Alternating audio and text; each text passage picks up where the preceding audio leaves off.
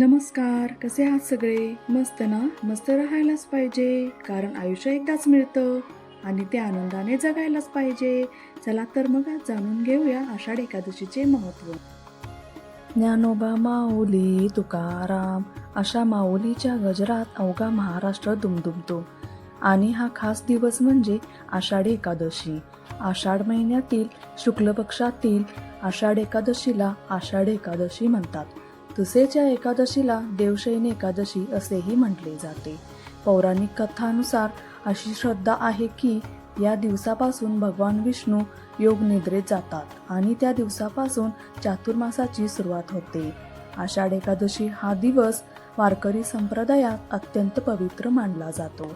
महाराष्ट्रातील लाखो वारकरी पायी चालत पंढरपूरला पोहोचतात.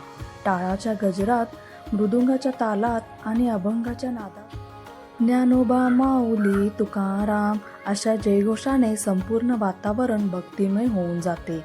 तसेच या दिवशी अनेक भक्त उपवास करतात, विठ्ठल रुक्माईची पूजा करतात, हरिपाठ, अभंग आणि नामस्मरण यात मग्न होऊन जातात. तर मंडळी, उपवास म्हणजे फक्त अन्नाचा त्याग करणे नसून मन शुद्ध ठेवणे, चांगले विचार करणे आणि देवाच्या भक्तीत रंगणे, त्याच्या सानिध्यात राहणे म्हणजेच उपवास होय.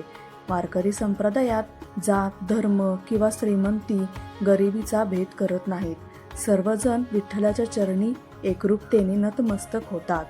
आषाढी एकादशी आपल्याला श्रद्धा, संयम, सेवा आणि एकतेचा संदेश देते.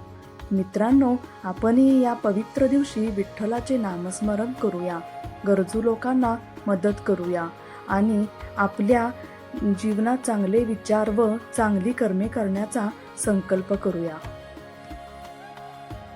व्हिडिओ आवडला असेल तर लाईक करा, व्हिडिओ शेअर करा. अशाच मराठी माहितीपूर्ण व भक्तिमय व्हिडिओसाठी चॅनलला सबस्क्राईब करा. बोला पुंडलिक वरदे हरी विठ्ठल श्री ज्ञानदेव तुकाराम पंढरीनाथ महाराज की जय.